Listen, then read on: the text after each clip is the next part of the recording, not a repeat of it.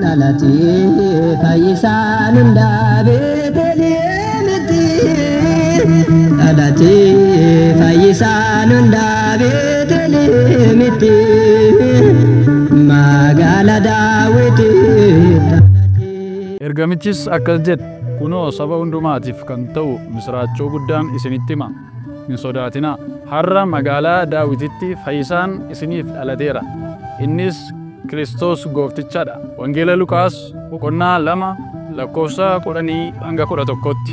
Baga ayyaana yaadannoo dhaloota gooftaa keenya fayyisaa keenya Iyesuus Kiristoos kan bara 2017 nagaan geessa hordoftoonni amantaa Ortodoksii biyya keessa yaalaa jirtan akkam jirtu. Kun qophii addaa yaadannoo dhaloota fayyisaa keenya Iyesuus Kiristoos kan bara 2017 sababeeffachuun kutaa miidiyaaf odeeffannoo waldaa duukaa bu'ootaan isiniif qophaa'e. Qophii addaa kana kan isiniif qopheessine waldaa duukaa bu'ootaa wiirtuu Lagataafoo Lagadaadhii waliin ta'uun magaalaa Lagataafoo Lagadaadhii mana amantaa Abbaa Kiroositti. Maarree dhangaan keenya hafuuraa guutuudha. Kiristaanonni hedduun galma mana amantaa Abbaa Kiroos guutanii nu eegaa jiru. Hundumti keenya waliin gara sanatti haa imallu. Nalati fayyisaan undabeteliemiti Nalati fayyisaan undabeteliemiti Magala Dawiti Amma kan argamnu mana amantaa Abbaa keenya Abuna Kiroos Lagataafoo Lagadaadhiitti daawwattoota keenya. Abbaan keenya Abbaan Kiroos abbaa isaanii Abiyaa fi haadha isaanii Minaaseerraa biyya Roomitti dhalatani. Mana amantaa kana keessatti raajii gurguddaa raawwatu. Kunis kan ta'e Waaqayyo Abbaan keenya Iyesuus Kiristoos Abbaa Kiroosiif waadaan gale keessaa namni dhala dhabee absuura isaanii baatee mana amantaa keessatti Waaqayyo yoo kadhate dhala ni argata. Maarree daawwattoota keenya faaruu tokko isin affeerraa bakka jirtanitti ayyaanni kan nagaa kan eebbaa kan jaalala isiniif haa ta'u.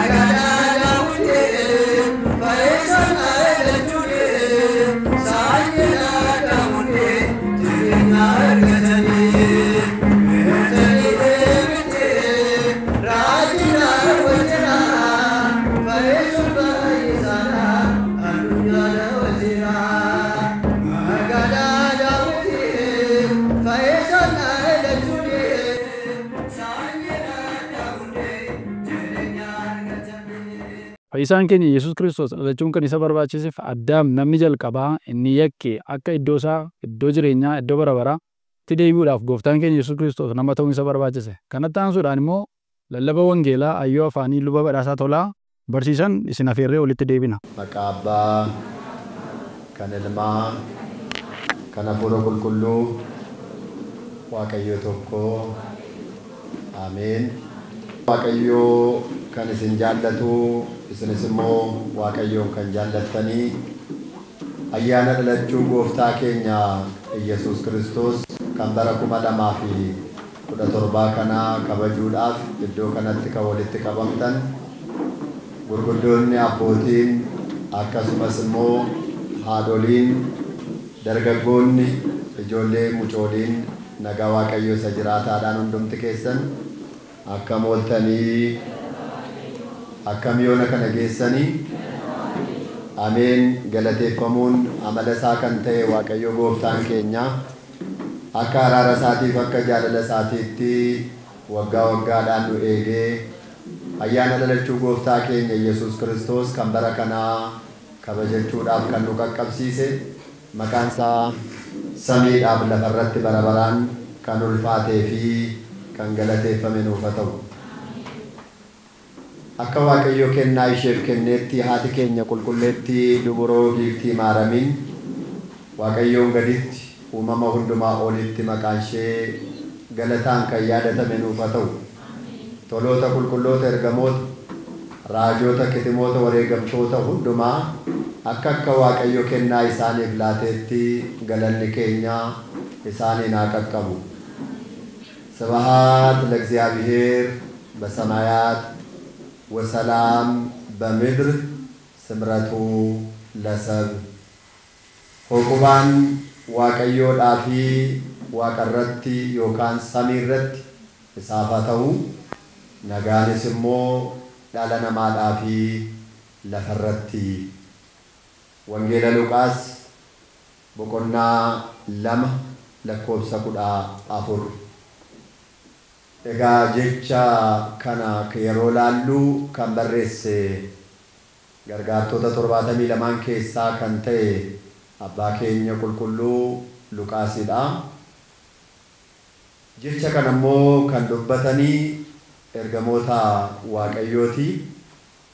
Haalliif bakki inni itti dubbatame immoo gaafa gooftaan Yesuus Kiristoos dallaa horii keessatti anaaf isiniin fayyisuudhaaf samii irraa gadi bu'ee gadameessa Biiftii Maaramiitti murtaa'ee ishee irraatii dallaa loonii keessatti gaafanni dhalate sanaa ergamoonni Waaqayyoodhaa faarfannaa isaan faarfatanidha.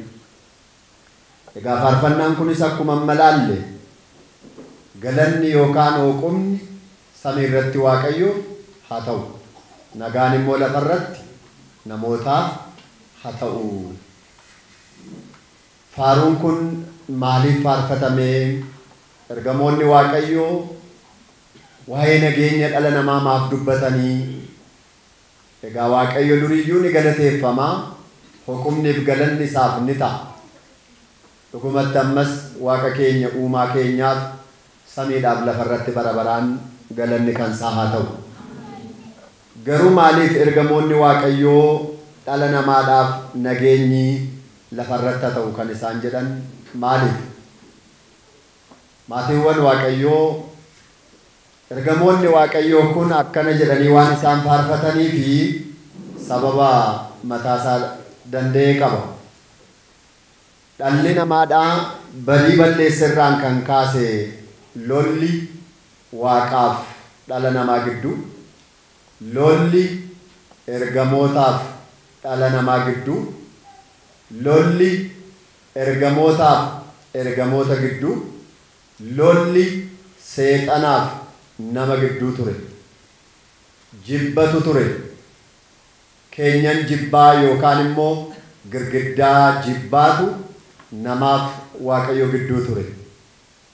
Egaa ilmi Waaqayyoo inni tokkichi Waaqayyo isa dhugaa, Waaqayyo isa keenyaa inni ta'e sadanuu sillaasota keessaa ilmi gara biyya lafaatti dhufee dhalachuun sababa kan barbaachiseef yookaan sababa isaa kan dhalachuun isaa barbaachiseef inni guddaan girgiddaa jibbaa kanaa yookaan immoo golgaa jibbaa kanaa namaaf waaqayyo gidduudha.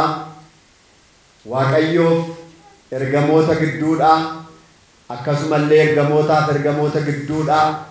Dhala namaadhaaf ergamoota waaqayyoo gidduudha barbadeessuudhaaf jedheeti. Jaallatamtoota maatiiwwan waaqayyoo, egaa isa fuula dura ituu gooftaan hin dhalatin jibba biyya lafaarra jirurraan kan kaase dhalli namaadhaa gara waaqayyootti boo'aa ture. Macaafa qulqulluu seera uumamaa boqonnaa 1 lakkoofsa 26 irratti yeroo laaltan badii namni dalageen waaqayyoodhaaf dhala namaa gidduutti walitti bu'insi ta'e. Egaa waaqayyos mukanni nyaatin jedhe nyaatee namni waaqayyoon waan gaddisiiseef Addaamiif sanyiin Addaam bakka boqonnaa isaanii bakka jireenya bara baraa sana keessaa gara biyya dhiphinaa biyya gidiraatti gad yeroo bu'an isaan immoo boo'anii yeroo isaan waaqayyoon subaayeedhaan kadhannaadhaaf laguudhaan yeroo isaan kadhatan waaqayyoo dhala keerraa dhaladhee bultii 5 walakkaatti sin fayyisaa jedhee waadaa akka inni seeneef ilaalla. Seera uumamaa boqonnaa 2 lakkoofsa 16 irrattis egaa muka kanatti kuttee edda nyaatte amma kana booda as keessa jiraachuun siif hin ta'u hin malu. Seera waaqaa cabsiteetta abboommii waaqayyoo keessaas baateetta waan ta'eef jedhee waaqayyo yeroonni dhala namaatti murtoo kennu argina. Waadaa isaaf gale sana eegee dhala namaadhaaf waaqayyo gidduu kan jiru girgiddaa yookaan immoo keenyan lolaa sana keenyan jibbaa sana balleessuudhaaf waaqayyo dhufee dallaa horii keessatti dhalachuun sababa ta'e. Egaa maatiiwwan waaqayyoo yeroo ergamoonni waaqayyoodhaa faaruu faarfatanii nagaan dhala namaadhaaf lafarratti haa ta'u jedhan. Kaleessa namni waaqayyo wajjin badii dalaguu isaatiin walitti bu'ee nagaa dhabe, inni dhukkuba hin beekne dhukkubsate, inni beela hin beekne beela'ee, inni dheebuu hin beekne dheebotee, inni dhaamotee hin beekne illee dhaamochi isa dararee dhalli namaa yaaddoof gidiraa keessa waan tureefi amma har'aa kaasee waaqayyo biyya lafaa kana irratti waan dhalateefi nagaan lafarratti dhala namaafi jedhan. Galanni fi ulfinni guddaan waaqayyoof haa ta'u. Meemaa waaqa kanaaf galata kennaafi. Egaa dhala namaadhaaf waaqayyo gidduu keenyan cubbuu, keenyan lolaa, golgaan inni namaaf waaqa gargaritti hise sun dhalachuu gooftaa Yesuus Kiristoosiin isaan gidduuti waan ka'eef nagaan dhala namaadhaaf har'aa kaasee ta'eera jedhan. Egaa sababinni guddaan gooftaan biyya lafaa irratti dhalateef nama isa nagaa dhabeef nagaa kennuuf, nagaa nuu laachuuf, lola waaqaaf nama gidduu jiru dhiiga tokkicha ilma isaatiin araarsee mootummaa isaa iddoo qannoo iddoo gammachuu duriitti deebisuuf dhalachuun gooftaadhaa kan barbaachiseef inni jalqabaa isa kana jechuudha. Inni lammaffaa macaafa qulqulluu irratti yeroo ilaallu waaqayyoof hooqubaan samii irratti isaaf haa ta'u nagaan immoo lafarratti ergamoonni kan jedhaniif inni lammaffaan immoo namaaf waaqa gidduu qofatu hin ta'in namaaf daabiloos gidduu lolatu ture. Namaaf daabiloos yookaan namaadhaaf jinnii gidduu lolatu ture. Lolli kunis maal inni gaafa jennu dhala namaadhaa kan dogoggorse daabiloos. Kan inni ittiin dogoggorses immoo bofa uffachuudhaan yookaan immoo foon bofaadhaan daachuudhaan gara Addaamitti adeemee isa dogoggorsuudhaaf yeroo yaalu inni yeroo jabaatee goyyomsaa diinaa mo'atu Hewaaniin garuu dadhabbii ishee karaa isheen dadhabbii qabdu sanaan yookaan immoo laafina laphee isheetii argatee karaa sanaan Addaamiif Hewaaniin seera Waaqayyoo akka isaan cabsan waan isaan taasisee fi lolli dhala namaadhaaf daabiloos gidduutti eegalame.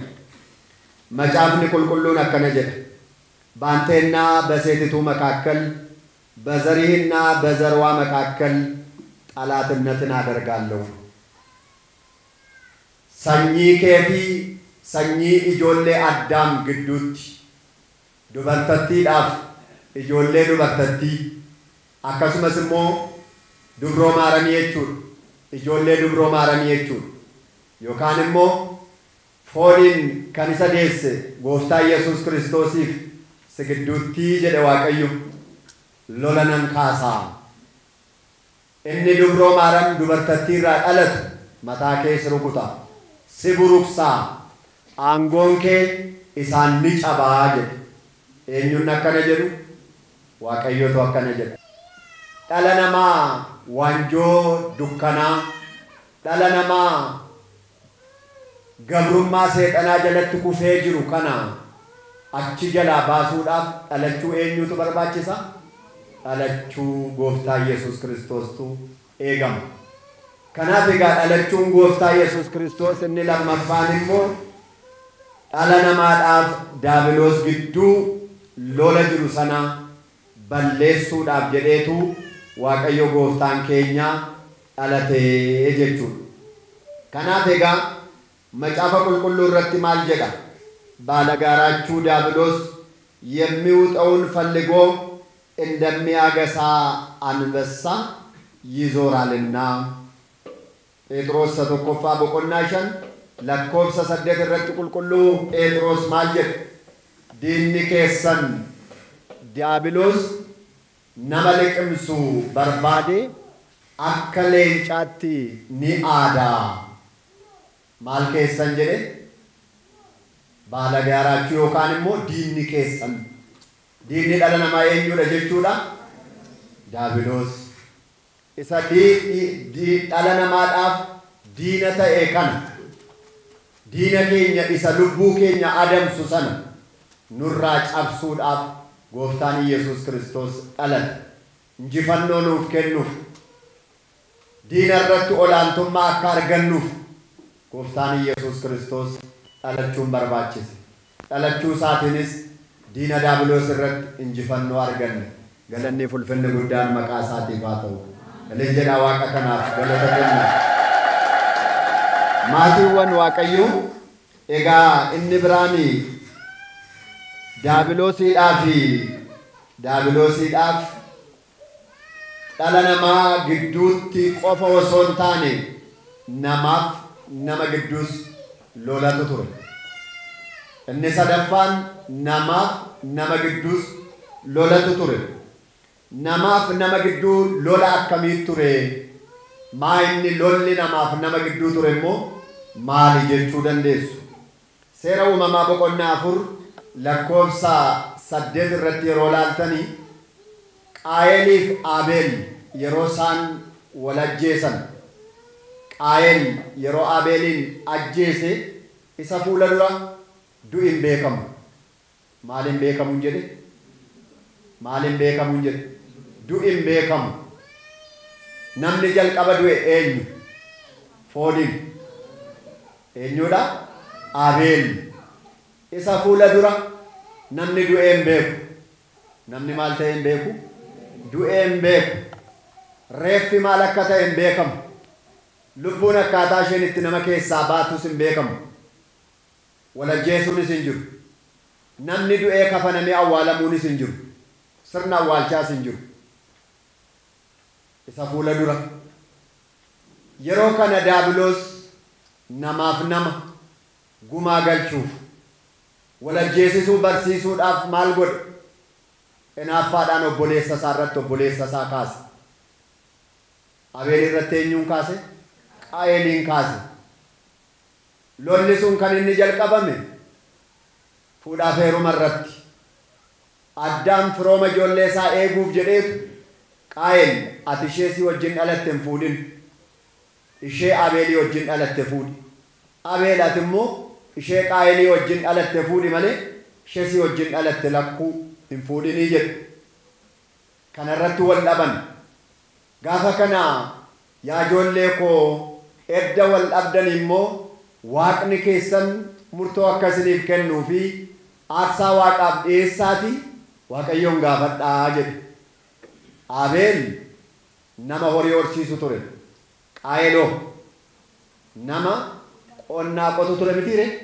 Kanaaf yeroo sana Abeel hoolota horsiisu keessaa isa coomaa, isa gaarii, isa mudaa hin qabne aarsaa Waaqayyoo qulqulluu godhee dhiyeesse. Qaayel immoo midhaan qotee gombisaatti galfatu kaawwateetu Waaqayyo hin nyaatu, Waaqayyo hin dhugu jedheetu abaqii yookaan immoo isa dhalli namaatti hin fayyadamne horiidhaaf kan kennan isa aarsaa godhee dhiyeesse. Yeroo sana Waaqayyo aarsaan Abeel garaa qulqulluun waan dhiyaateef isatti gammadee fudhate. Kan Qaayel immoo maal godhe? Hin tuffate.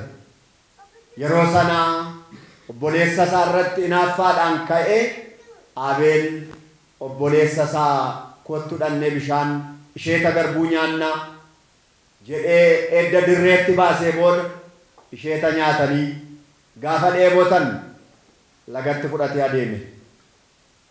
Yeroo sana maaliin beekamuun isiniin jedhe? Du'in beekamu. Nama reebuun hin beekamu. Nama ajjeesuun hin beekamu. Yeroo inni kanaan qabamee adeemu diinni keenya Daabiloos diraamaatti agarsiise. Diraamaa akkamii?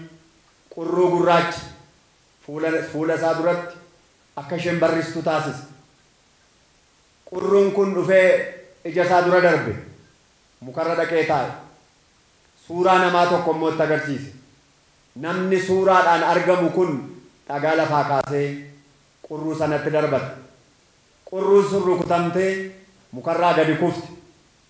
Namichi dhagaa darbate kun ilaalaa viidiyoo isaatti argama. Malee hin qabamu hin argamu. Do'iitti agarsiisaa jira. Yeroo kana dhaqee qurruu kana baallee ishee qabee miilla ishee qabee yeroo laalu maal taateetti? Duuteetti. Maal barsiisaa jira? Wal ajjeesuu. Maal jechaa jira? Akka kanatti qoosee obboleessa kee dhagaadhaan dhooftee dhiiga isaa yoo dhangalaafte obboleessa kee maal gochuu dandeessa? Ajjeesuu dandeessa. Haala kanaan diraamaa kana ilaalee Qaayel akkuma ilaaleen dhaqee obboleessa isaa irratti raawwate. Obbolaa warra maalii ta'an? Warra gumaa ta'an. Maatiiwwan Waaqayyoo namaaf nama gidduutti maaltu dhufe? Jibba, lola.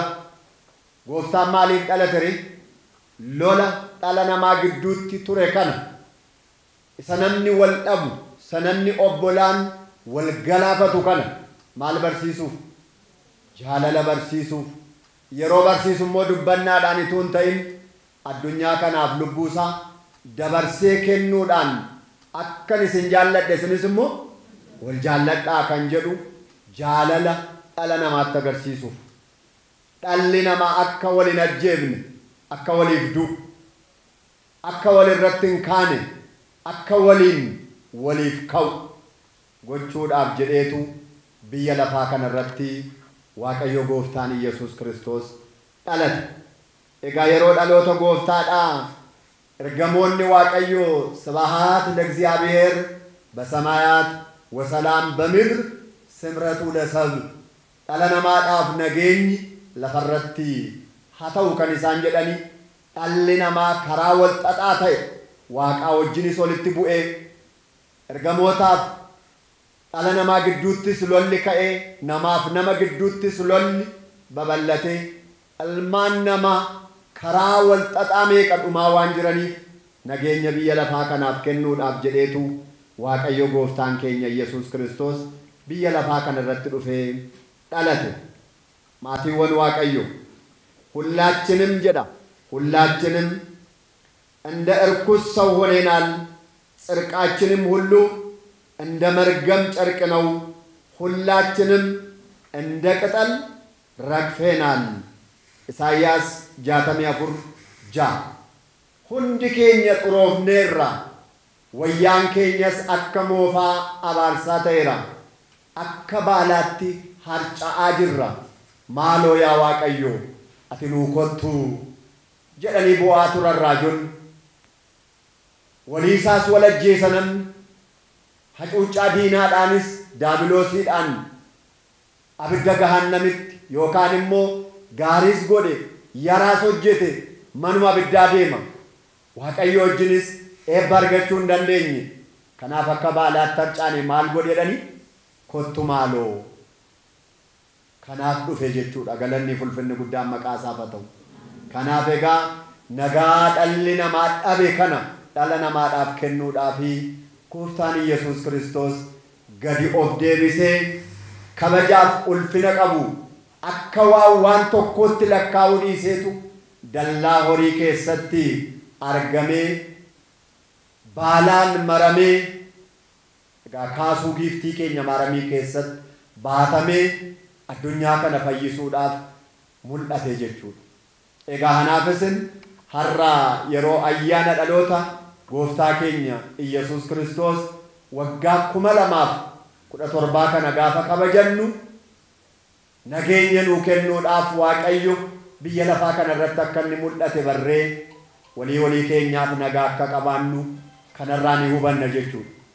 Maatiiwwan waaqayyo asumaan warri ayyaana kana hordofaa jirtan sagaleen kun isin qaqqabu bakka jirru hundumaatti obboleessi obboleessa isaa irratti hamaa akka hin goone obboleessi obboleessa isaaf nagaa akka qabaatu ollaan ollaa isaaf nagaa akka qabaatu biyya lafaa jiraannu kana keessatti hundi keenya wal ajjeesuutu hin ta'in wal jaallachuu akka baay'isnu maatiiwwan waaqayyo haala qabatamaa biyyi keenya keessa jirtuun beenna kanaadhaaf namoonni hunduu gamas gamanas inni jiru lubbuu waliisaa akka hin balleessine waaqa nagaa nuuf buuse kana mannu hundi keenya waaqayyo nagaa nuuf kenneera waan ta'eef nagaa waaqayyo nuuf buuse kana kunuunfannee biyya lafaa kana irratti jiraachuudhaan misooma biyya keenyaatiif guddina mana kiristiyaanaa keenyaaf waliin akka dhaabannu waaqayyo hunda keenya nu haa gargaaru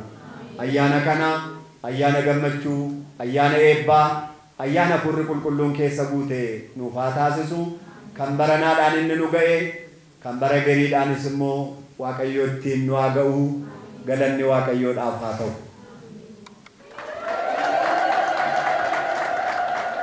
Abbaa keenya lallaba wangeelaa nu barsiisan waaqayyo sagalee jireenyaa isaanii dhageessisu dhaaltu mootummaa isaanii taasisu amma immoo kanatti aansuudhaan faaruu warabii waltajjii irratti dhiyaate isin affeerna hordofa.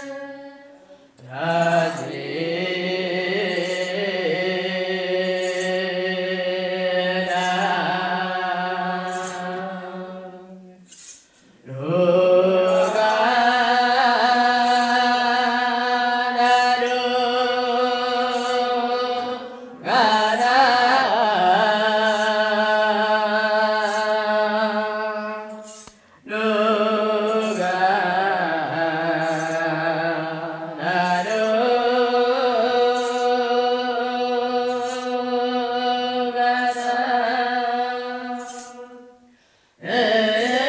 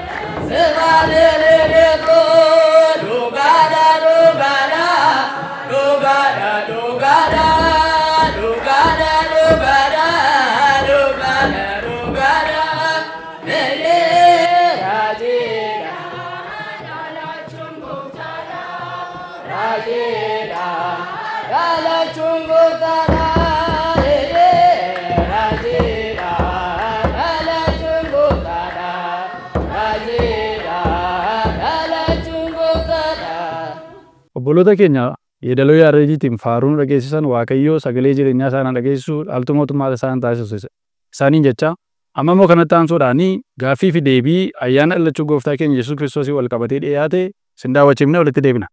Gaaffii lakkoofsa tokko obboleettii kiyya Daraartuu sin gaafadha. Egaa Yesuus Kiristoos Addaamii fi sanyii isaa fayyisuuf gonka nama gonka Waaqayyo ta'e dhalachuun maaliif barbaachise? Samiirra taa'ee fayyisuun hin danda'u ture? Waaqayyo gooftaan keenya Yesuus Kiristoos gonka nama gonka Waaqa ta'e haadha keenya dubroo Maariyaam irraa samiirraa bu'ee kan inni dhalatee fi inni jalqabaa Addaamiif gaafa inni baala balasii sana nyaatee gaddee turetti Addaamiif waadaa galee ture. Waadaa inni galeefis bara 5,500 booda yookaan guyyaa 5 walakkaa booda dhufee dhala keerraa dhaladheen si fayyisa jedhee waadaa galeefii ture.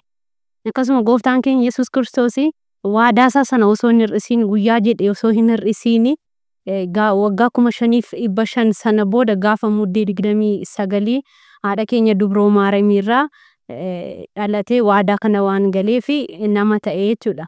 Inni san biraa immoo gonka waaqa kan ta'eef immoo gooftaan keenya Yesuus Kiristoos kan inni dhalate addunyaa irratti dhufe cubbuu keenyaaf jedhee sanyii Addaam hundumaa fayyisuuf fayyina kennuu kan danda'u waaqa qofaadha. Jireenya bara baraa kennuu kan danda'u Waaqayyo qofaa waan ta'eef gonka waaqa ta'ee dhalachuun dirqama ture jechuudha. Kanaaf waadaalee galan kana raawwachuu fi waadaa galee hundumaa immoo waan hin hanqisneef sababa kanaaf jechuudha kan inni gonka namaa gonka waaqas ta'edha. Obboleettii keenya faarfattuu Daraartuu guddaa galatoomii haala namatti toluun deebisteeti kanatti jirtu. Sagalee jireenyaa si'aa dhageessisu mootummaa isaa si'aa dhaalchisu. Egaa obboleessa keenya Daanyee gaafii inni lammaffaan isin gaafadhu. Yeroo Yesuus Kiristoos dhalatetti mootonni biyya ba'a fagoorraa dhufan meeqa? Kennaan isaan laataniif maal fa'i? Hiikni kennaawwan sanaa hoo akkamiin ibsamaa jedha? Isaan suni jalqaba yeroo ka'anii waa'ee dhalachuu gooftaa keenya Yesuus Kiristoosin dhaga'anii deemanii ilaaluudhaaf yookiin deemanii arguudhaaf ka'an jalqabni isaanii namoota 12 turanii jedhu. Kanaaf namoota 12 keessaa immoo deemanii hanga dhumaatitti kutaa biyya Efraataa yookiin immoo magaalaa Beeteleem dhaqanii bakka gooftaan keenya Yesuus Kiristoos itti dhalate kan ga'anii namoota 3 qofaa jedhu. Kanaaf namoonni 3 kun immoo harka duwwaan dhaqne waa'ee dhalachuu isaatiif harka duwwaa rarraafatanii hin dhaqne waan fudhatanii dhaqan kennaa qabatanii dhaqanii jechuudha. Kanaaf kennaa isaanii keessaa inni tokko warqii ture jedha. Warqiin maaliif warqii qabatanii dhufanii yoo jenne immoo warqiin hiika mataa isaa danda'e qaba akka mana kiristaanaa keenyatitti. Warqiin jabaadha. Warqiin immoo akkasumas immoo gati jabeessadha. Warqii waan hundaa ol kan ta'edha jechuudha. Inni kan biraa kan isaan qabatanii dhaqan keessaa tokko ixaana. Ixaana kan isaan qabatanii dhaqaniif immoo Waaqayyo fayyisaan keenya Yesuus Kiristoos luba bara baraa ta'uusaa argisiisuudhaaf jechuudha. Inni hangafa lubootaa kan ta'e. Ofiisaatii qaraaniyoo gubbaatti aarsaa dhiyeessee aarsaa ta'ee ilmaan namaatiif aarsaa kan of kenne luba bara baraa waan ta'eefu lubummaa isaa argisiisuudhaaf ixaana qabatanii gara isaa dhaqanii jechuudha. Inni sadaffaan immoo kennaa isaan qabatanii dhaqan keessaa tokko karbeedha jechuudha.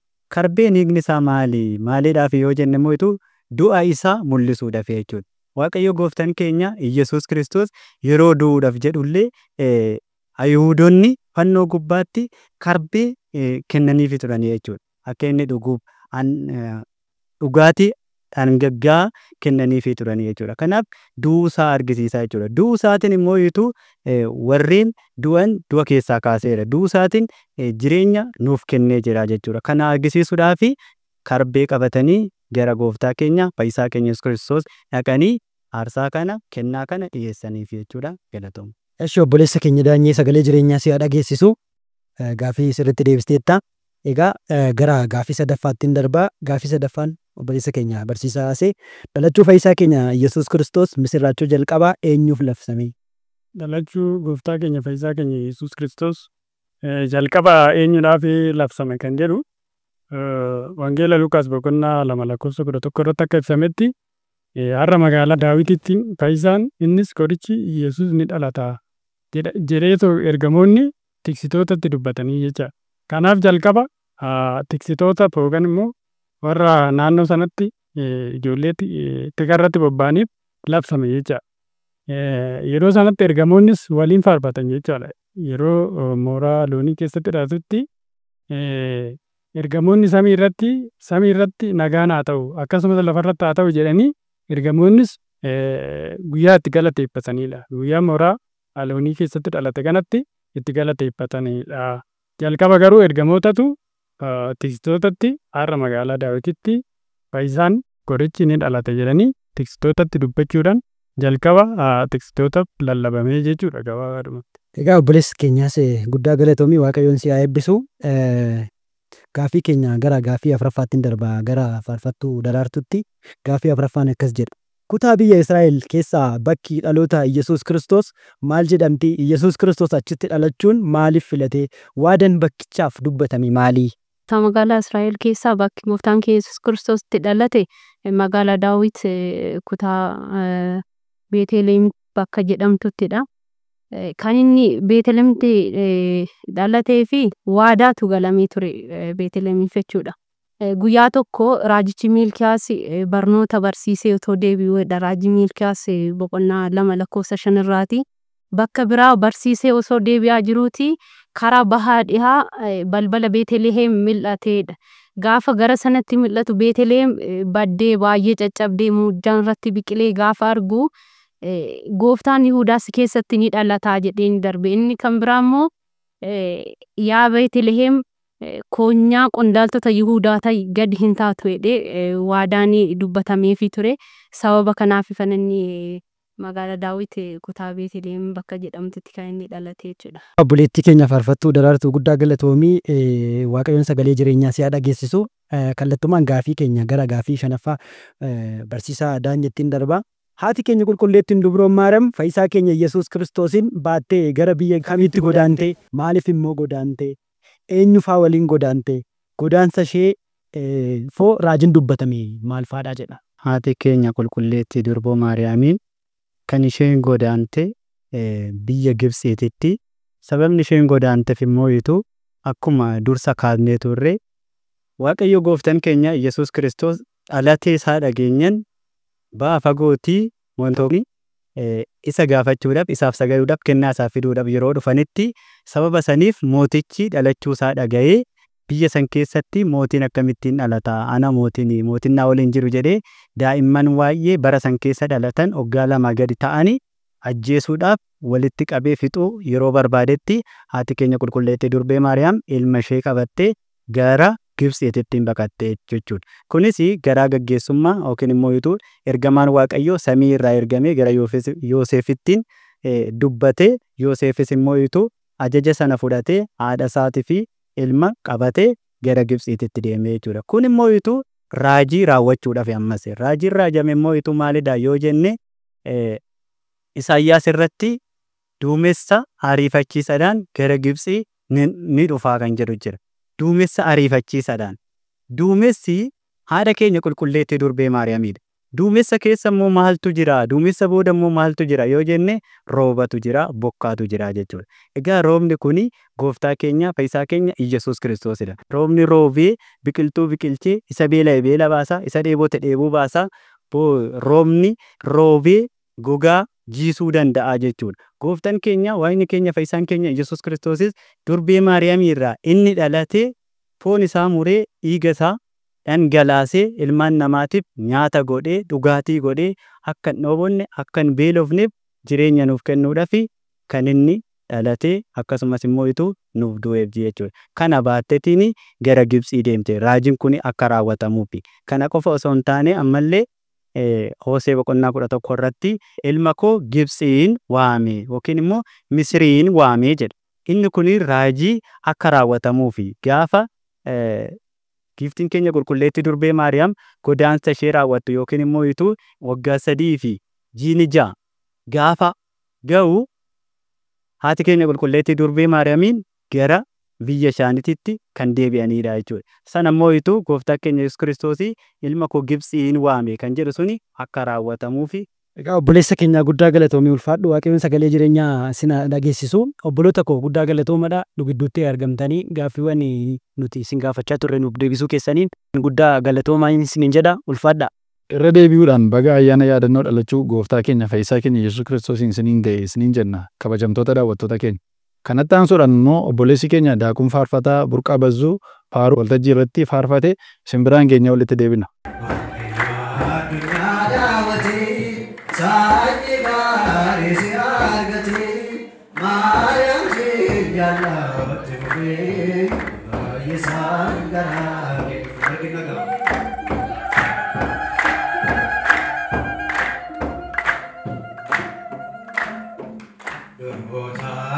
Safinamte, umake garate bate, ayat gabiti sinjana, Adota keessaa tokkodha.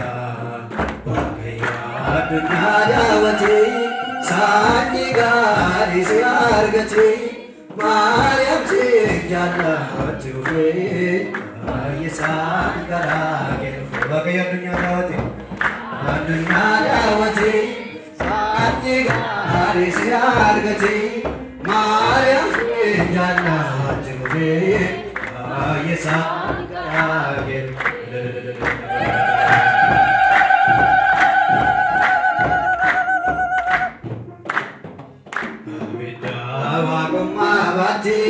Surah Fenit kan ulfati Sirana matayalabu Korichi abdi lubuko Adawati Sandiga isiargati Maryam si jannatu Yesan garakiruke Adawati Sandiga isiargati Maryam si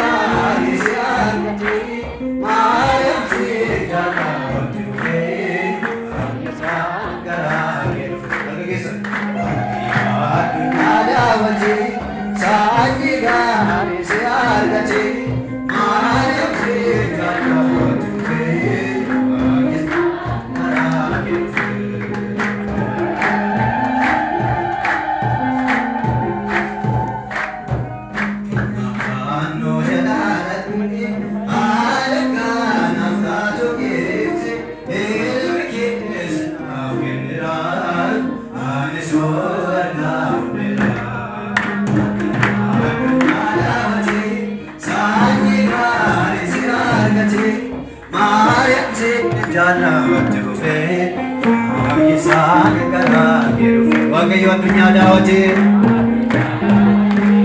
saanni gaarii si argate Maariyaam si jaallatti dhufe baay'isaan garaa kee